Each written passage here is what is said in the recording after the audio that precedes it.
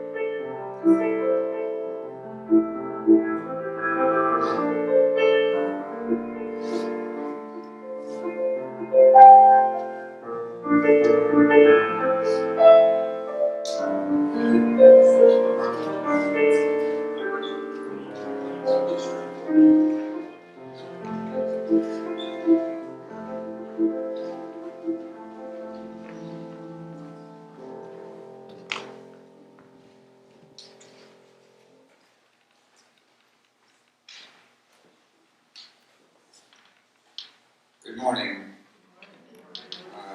Welcome to worship. I'm John Crow. I'm your liturgist for today. Would you please stand if you are able for the call to worship?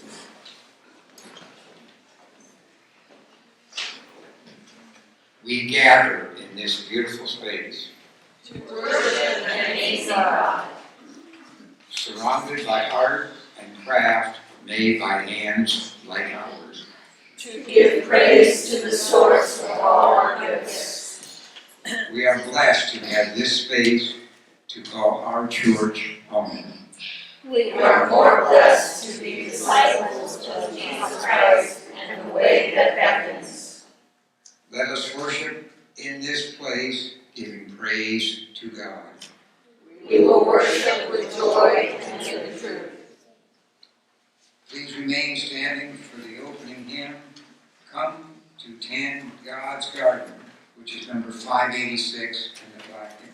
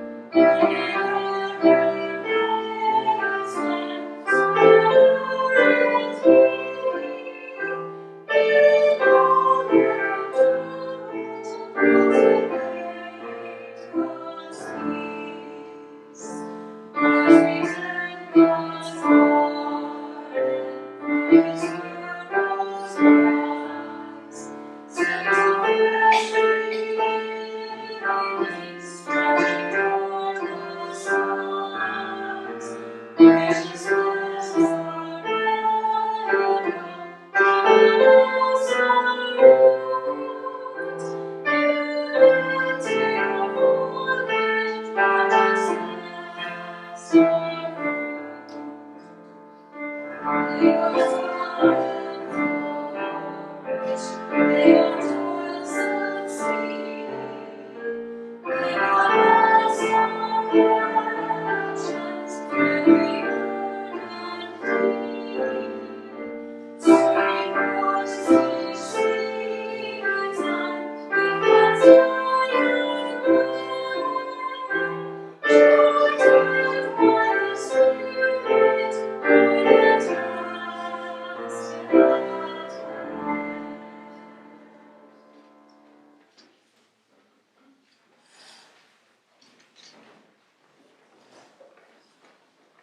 the children please come forward for children's time?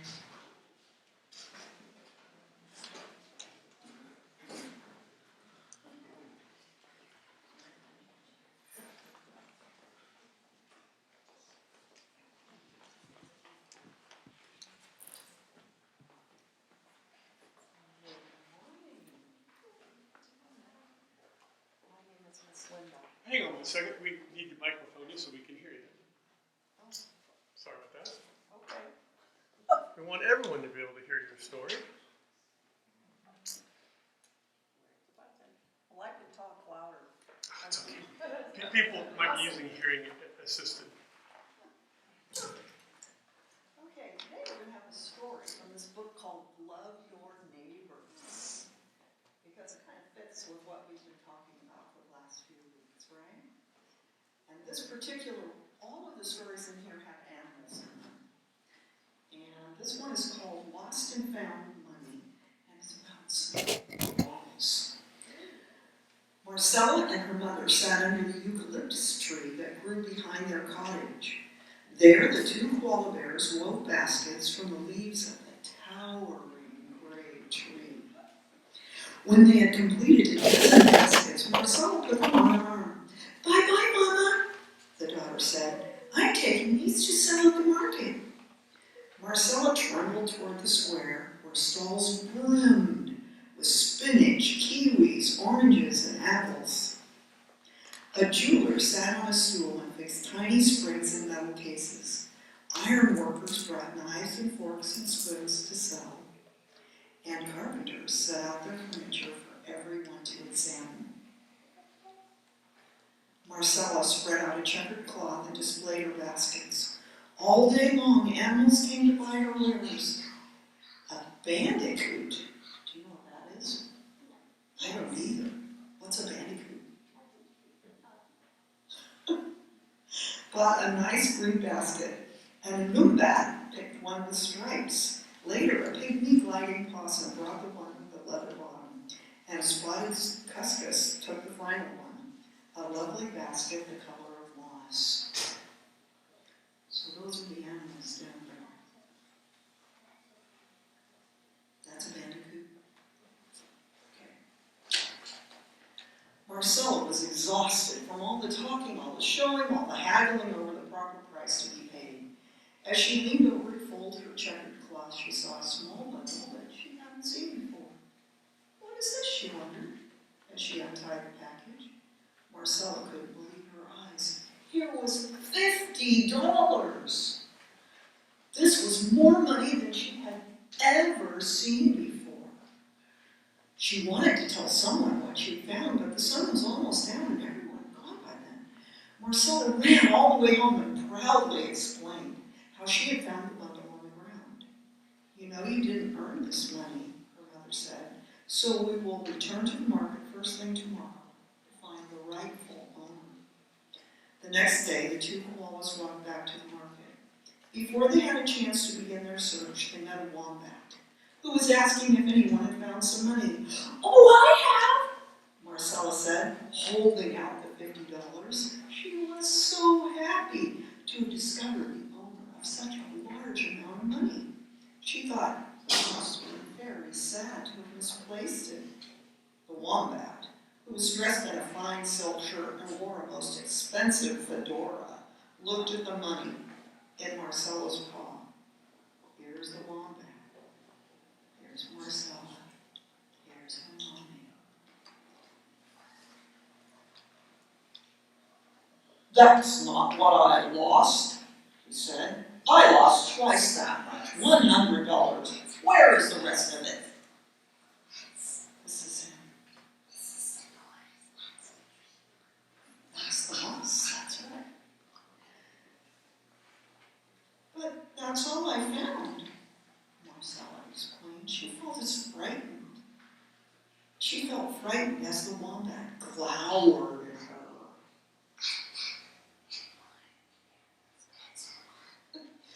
I want all my money back, the wombat continued. He wiped his brow with a starched handkerchief. It's really all I found. Yes, that's right.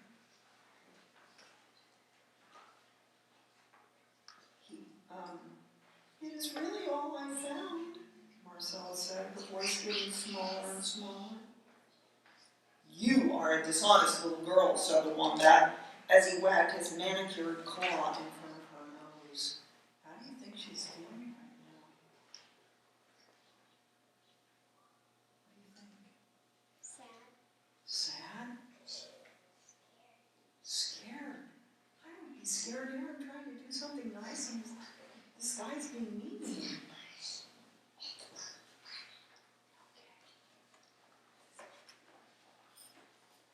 Now wait a minute, Marcella's mother interrupted. My daughter is only trying to return the money to his owner. Everyone in the market gathered around out of curiosity. The wombat continued his accusations, and Marcella no longer knew what to say. Then a voice came from the crowd. This is no way to settle a dispute. A kangaroo stepped forward. I'm a judge, so let me decide what is fair. So here's the kangaroo. Yes, let her decide what is fair, everyone agreed. So the kangaroo questioned Marcella. I believe you, said the kangaroo. Now let me hear from your mother. It is as she says, Marcella's mother added. She came home with $50, not 100, Your Honor. When it came time for the wombat to give his story, he swore that he lost $100 and the koala owed him the entire amount, not the half she said she found. The kangaroo listened carefully and thumped her tail on the ground as she turned the matter over in her mind. Here's my decision, the kangaroo finally said. I believe you are both telling the truth. They are both telling the truth? The crowd murmured, confused. But since you, sir, lost $100 and the koala found only $50, the money she found cannot be yours. Therefore, she gets to keep the $50, and you will have to look elsewhere for your money. The wombat began to sputter. Then he adjusted his hat and pushed his way through the crowd. The gathering let out a little roar and then a round of laughter.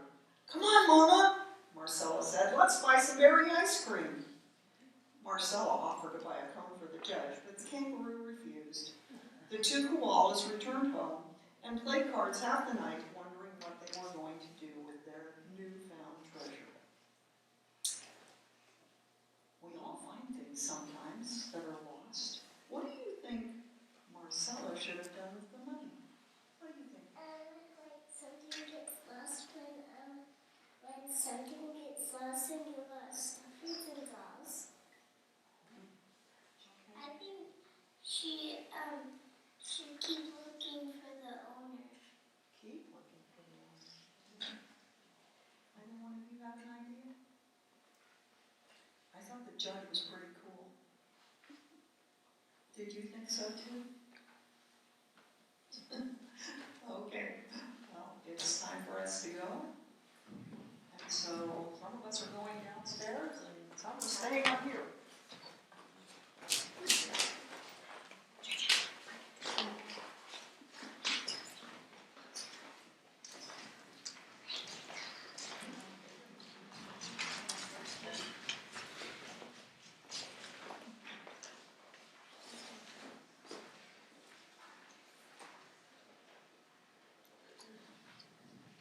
Thanks, Linda. So now it's time for the part of our service in which we lift joys and concerns together to God. First of all, joys. Does anybody have a joy that they would like to share?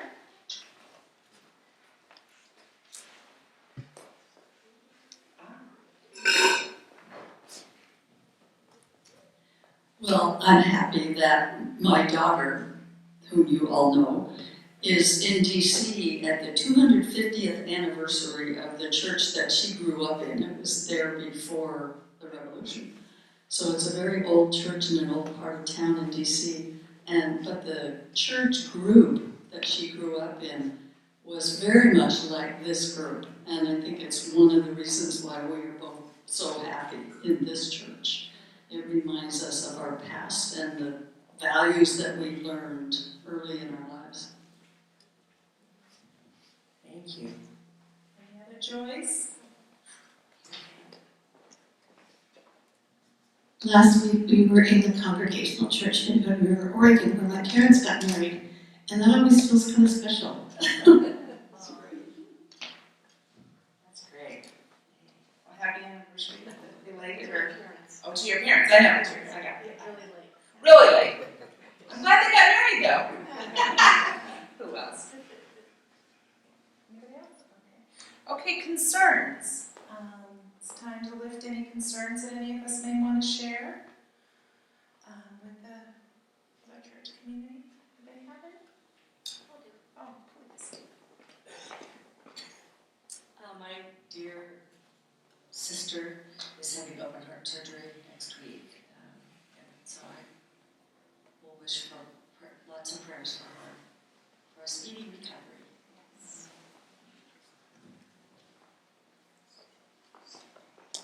Andy.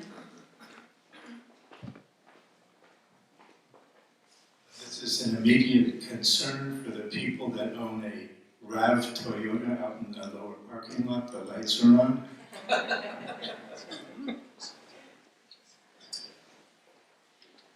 A RAV Toyota, your lights are on? Yes. I think it's important for us to think about, with the cooling weather, that it's going to get cooler here soon, and for us to send a prayer out to all those that are unhoused, and that we need to come with some sort of solution, and we're going to find out more about that today. But I think we should always give our prayers to those people that don't have a roof over their head or some heat to keep them warm. I agree. All right. Any other concerns?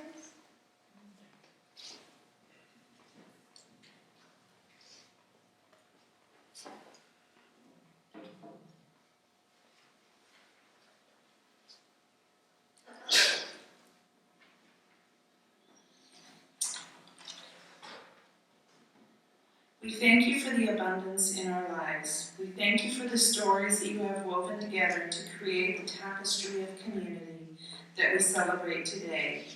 We ask that your presence and love be with all who have lifted up in joy and in sorrow and in concern.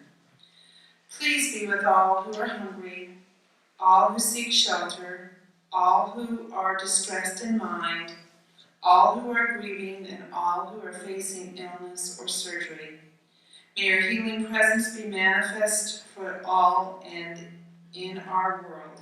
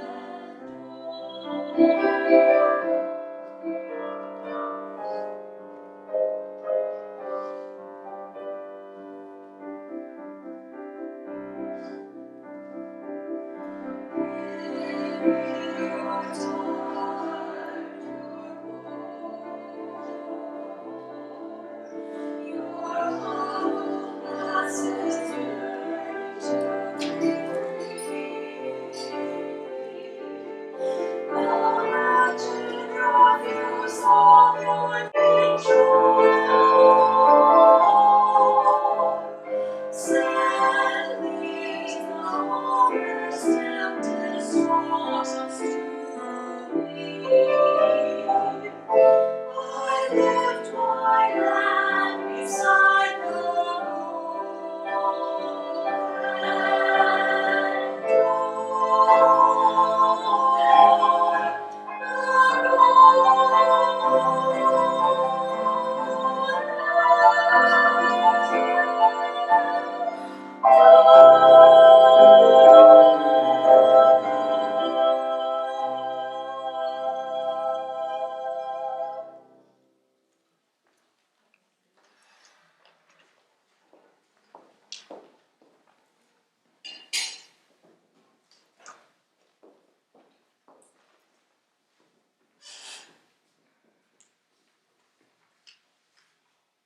This morning's scripture is from Luke, chapter 18, verses 1 to 8, the parable of the persistent widow. Then Jesus told his disciples a parable to show them that they should always pray and not give up. He said, "In a certain town there was a judge who neither feared God nor cared what people thought. And there was a widow in that town who kept coming to him with the plea, 'Grant me justice against my adversary.' For some time he refused. But finally he said to himself, 'Even though I don't fear God or care what people think, yet because this widow keeps bothering me, I will see that she gets justice, so that she eventually won't come and attack me.' And the Lord said, 'Listen to what the unjust judge says. And will not God bring about justice for his chosen ones who cry out to him day and night? Will he keep putting them off? I tell you, he will see that they get justice, and quickly. However, when the Son of Man comes, will he find faith on the earth?'"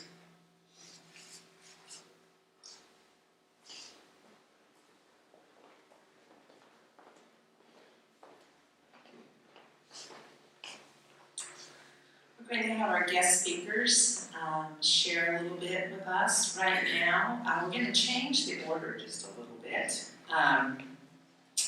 Crystal from FaithWorks is going to be our first guest. Crystal Johnson.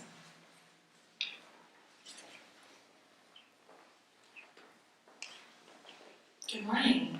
Good morning. From back there, this looks so tall. Okay, yeah. So I'm happy to be here this morning. You're good? Can you hear me? Yeah. Okay, good. All right. So I'm here. I'm the executive director of FaithWorks, and I know this congregation has been a part of what we've been doing for a really long time, and I appreciate that, including the amazing soups coming up this weekend. So basically our mission, for those of you who don't know, is to provide housing and supportive services to help rebuild lives for homeless families, veterans, and those in need. Over the last 3 years, our tent has expanded a bit, and in a nutshell, the programs that we offer, our focuses are transitional housing for homeless families and veterans. We have permanent supportive housing for homeless families, and we also operate a homeless prevention program in-house now as well.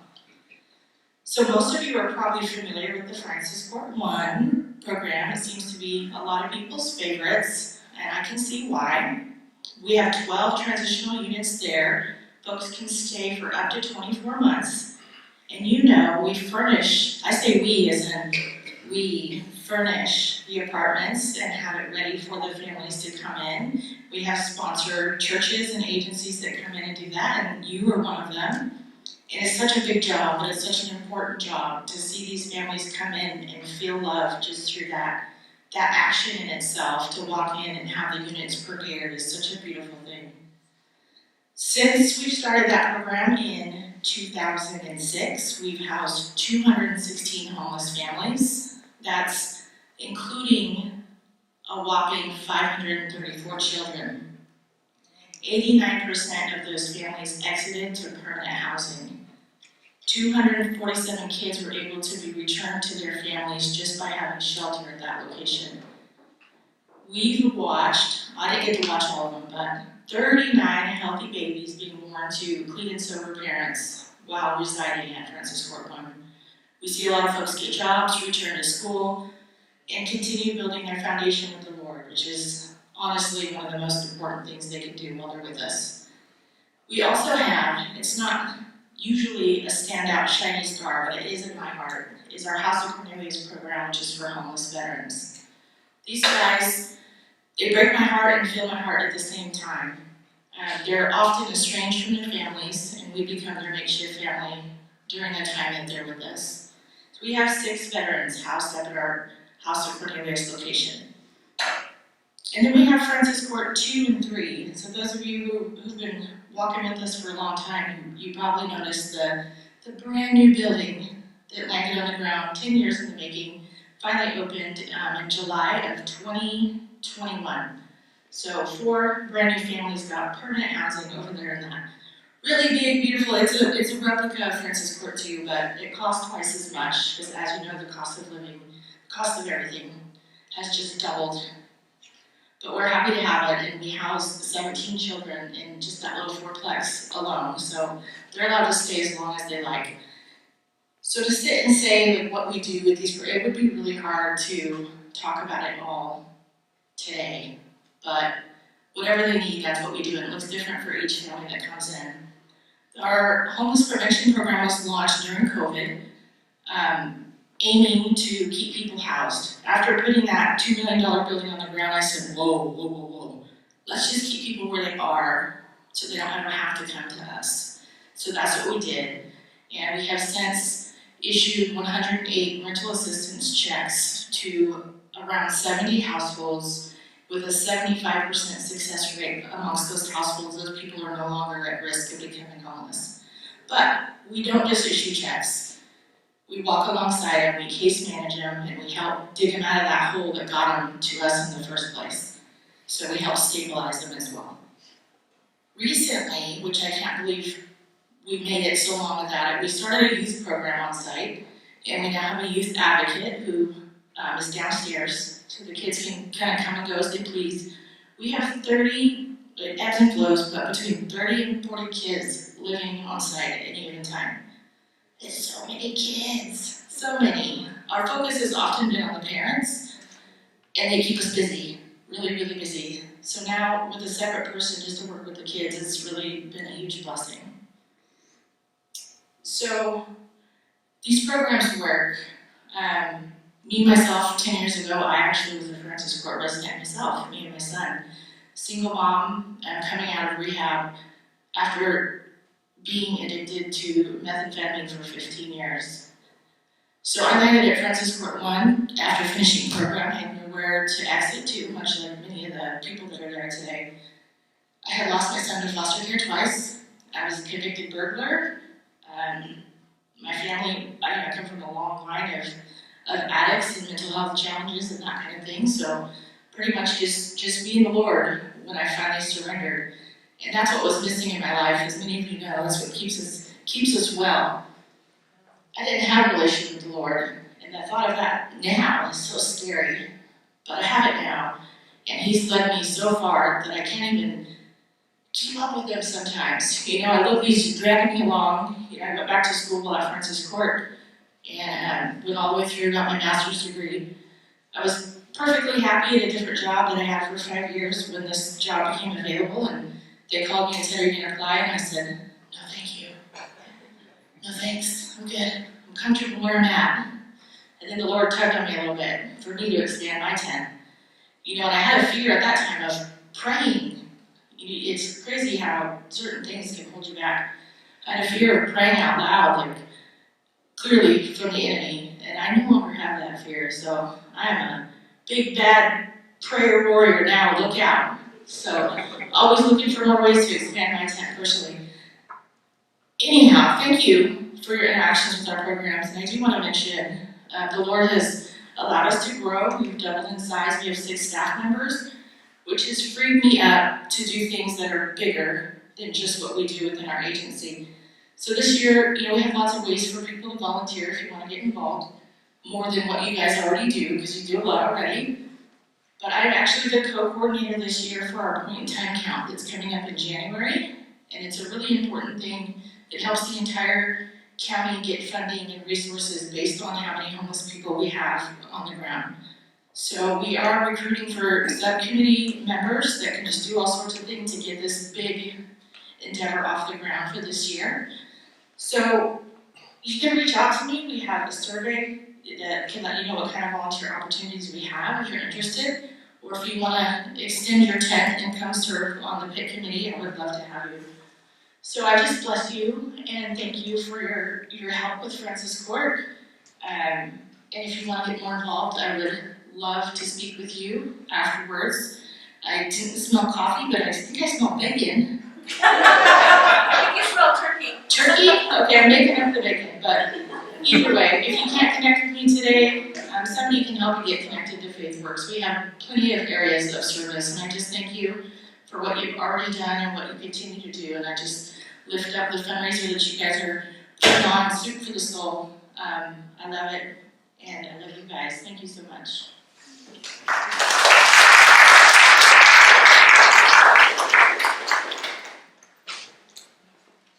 Thank you, Crystal. Thank you. And I think we're in the process right now beginning to beginning to pull together some stuff for another family, right, Pam? Yeah. Soon, huh? Yeah. Yeah, they're coming, they're exiting 6 months early. Wow. The family that we're supporting is exiting 6 months early, and so, yay, big success. FaithWorks is amazing. So I'm sure Pam will be talking with us as we go about how to donate. So, okay, so the next person we're going to have is from the Interfaith Sponsor Circles. This is Bill Rich, and he's going to speak with us. Thank you.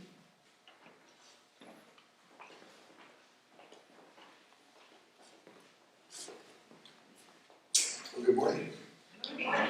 So I'm here for a couple of reasons. First, to echo Crystal, just to say thank you for your support of this new group in town. You are really aware of SECA, Southeast Asian Christian Ministry, and Pam's going to speak about them.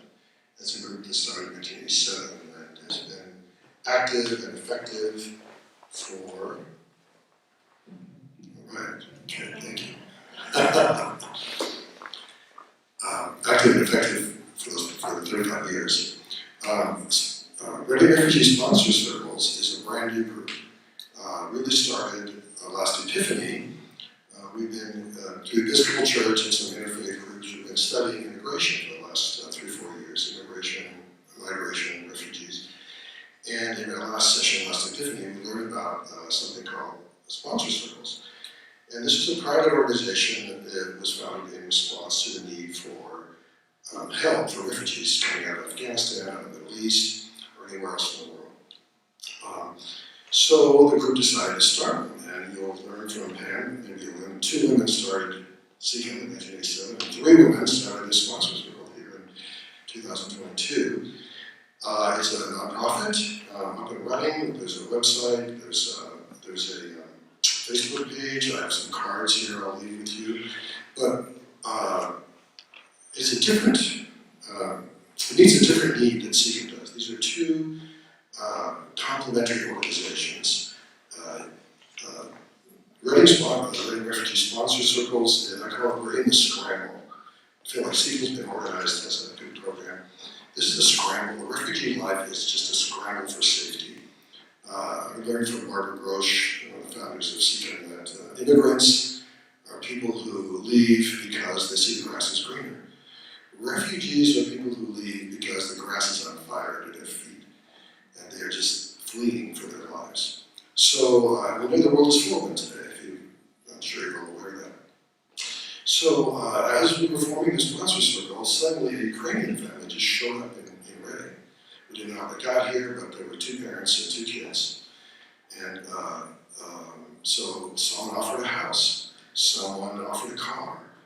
They found some employment, the kids got into school, and they are here. I don't know if I would say they're thriving, but they're living successfully here.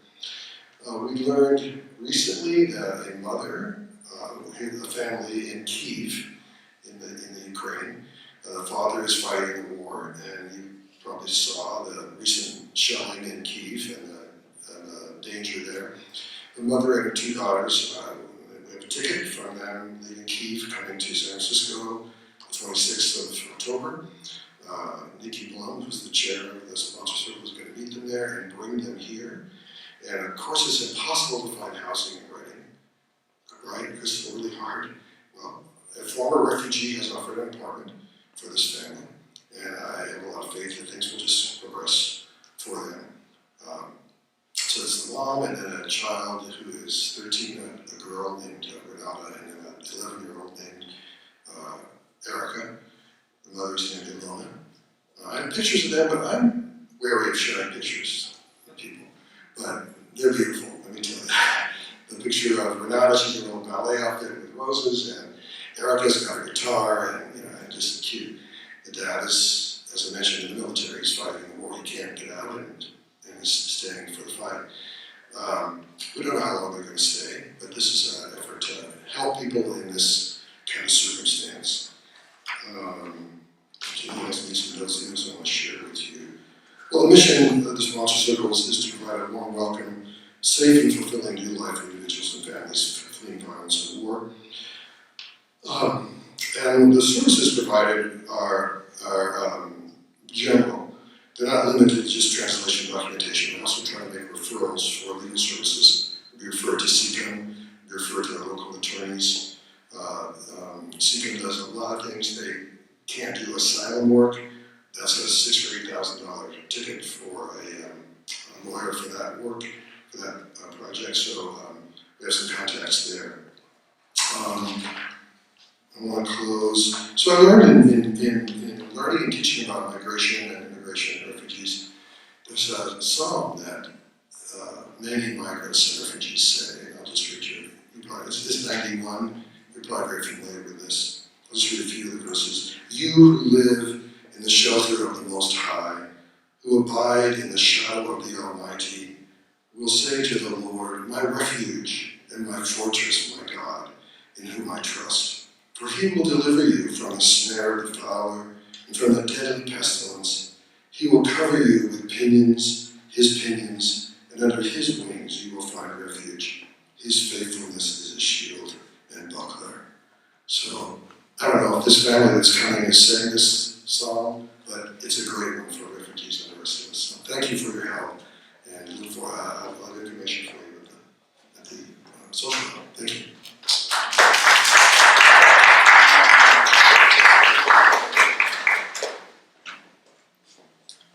Thank you, Bill. We appreciate that. And lastly is our own Pam Crow from SECOM.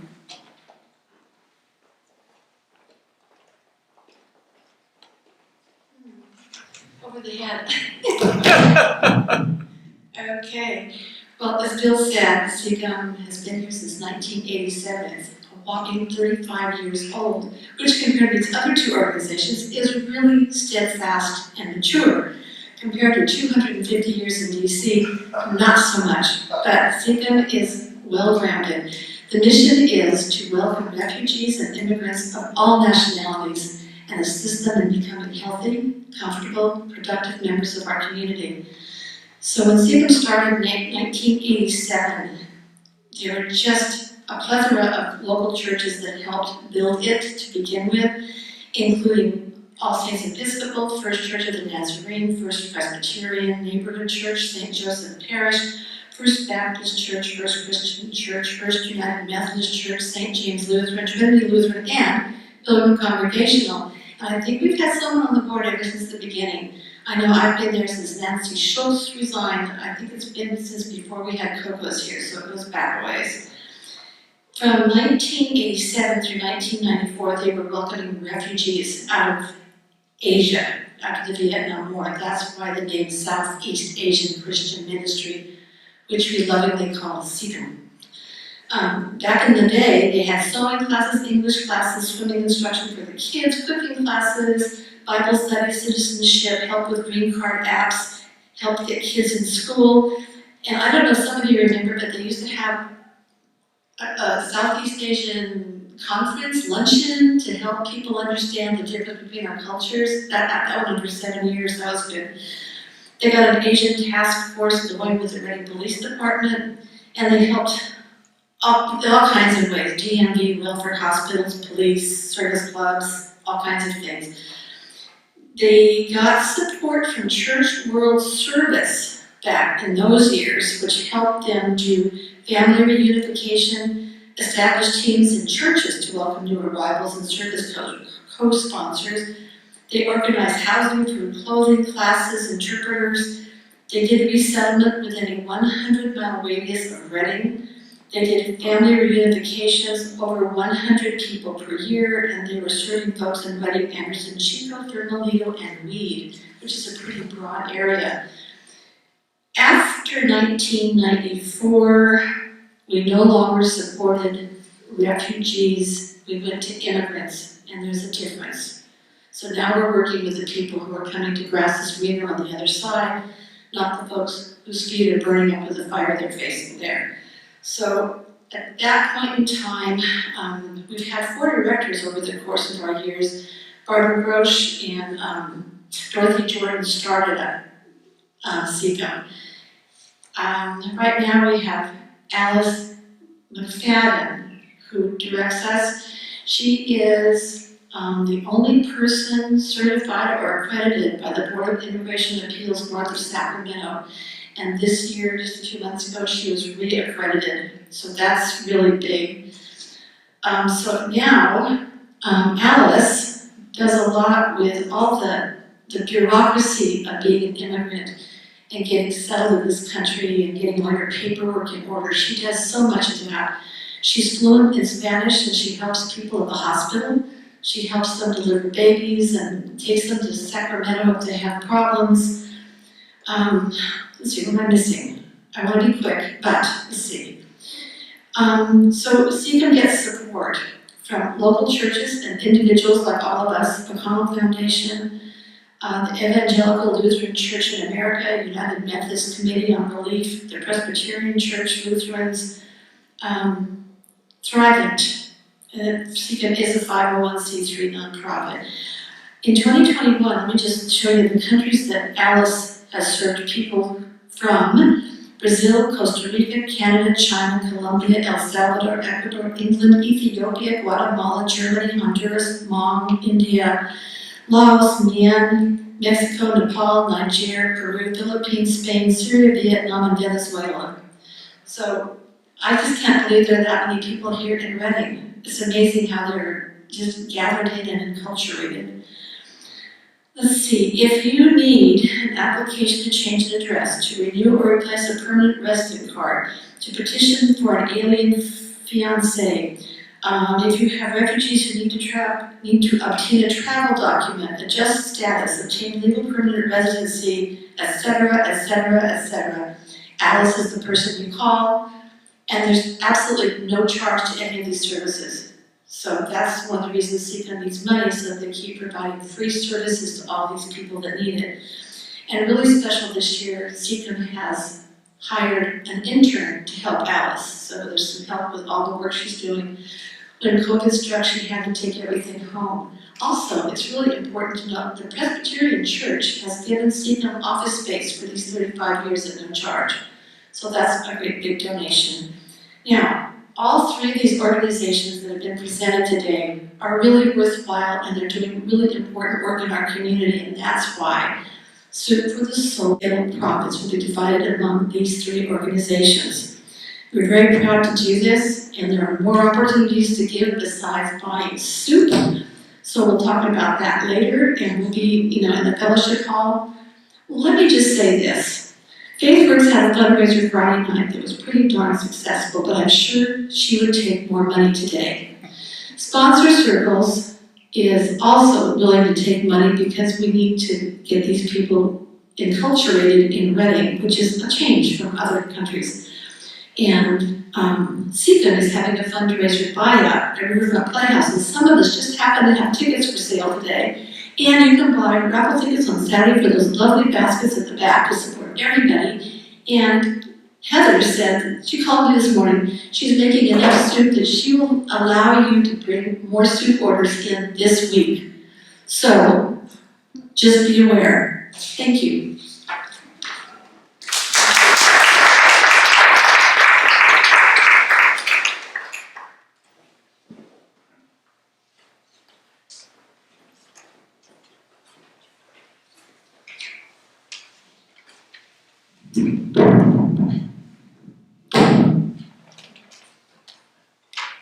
It says here we're going to sing another hymn. So please stand if you are able for number 575 in the New Century Hymnal, O for a World.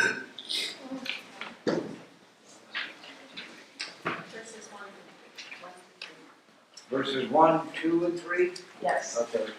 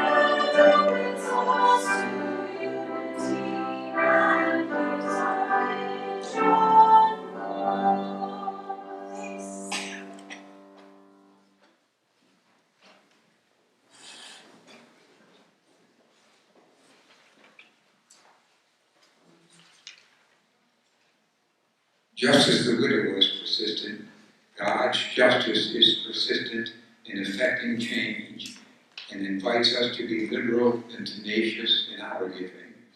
Let us bring our gifts to further justice and peace wherever they are desired and needed. Let these resources be used to facilitate a just peace for all. Will the ushers please come forward?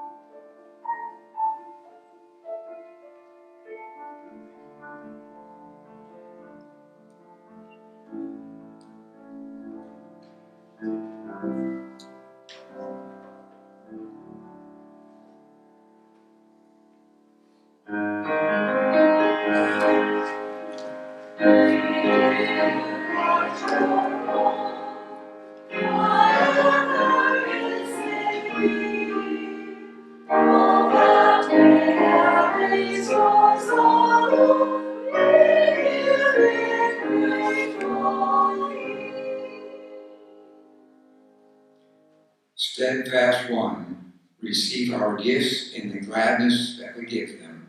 Thank you that we have an abundance of resources to share so that every need is met. May we always give from wide open hearts, and may what we give be used to bring a balm of justice. Amen.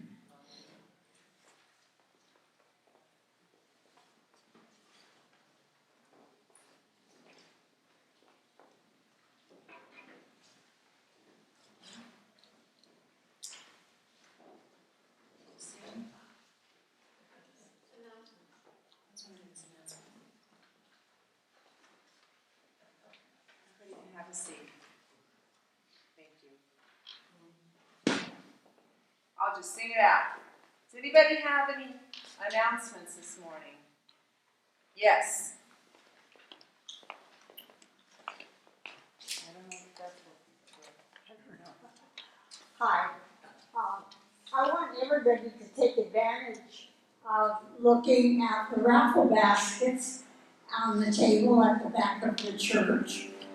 They were made by different people in the congregation, and they will be to benefit our Soup for the Soul next Saturday. Tickets are $1 a piece, or 6 for $5, and they will be available to you as you go through the line to pick up your soup and your cookies. And we'd like everybody to spend lots of money.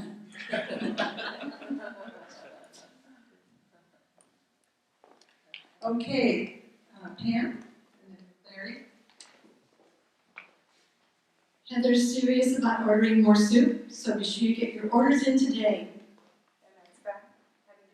Well, there should be a basket back there. I'll check after church to make sure the basket with the order forms is there, so we'll do that.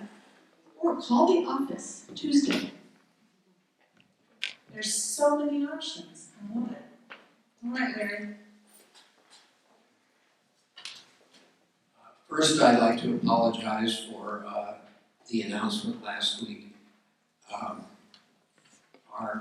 open mic, spoken word is this Thursday. It's the third Thursday of the month, and some of us got a little confused last week. So 6:30 this coming Thursday. Thank you. Thank you. Any other announcements? Yes, I'm coming. Stay right there. I'm going to be taking pictures afterwards, so if you want to have them. All right, so pictures, congregational pictures will be taken back in the fireside room. Thank you. Thank you for doing that. Anybody else?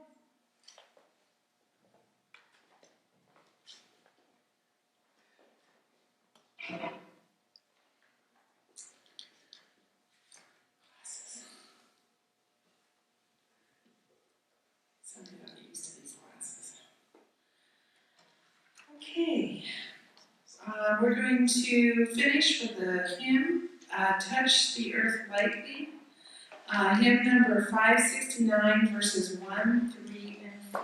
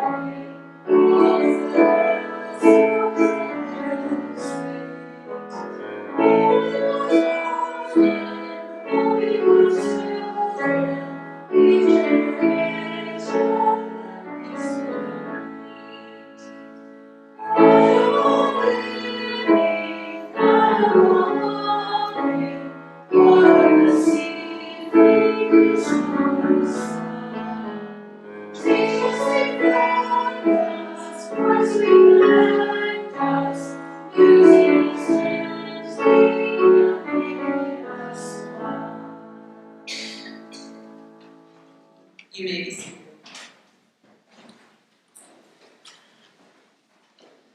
Go now into your lives, knowing that you are loved and blessed.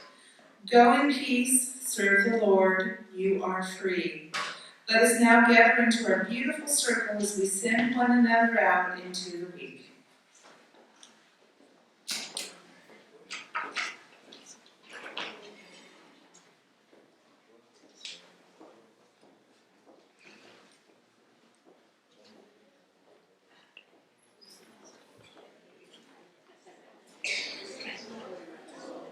I don't think so. We can do this. No, we can't. That's okay. We'll just stop right here. It's yep.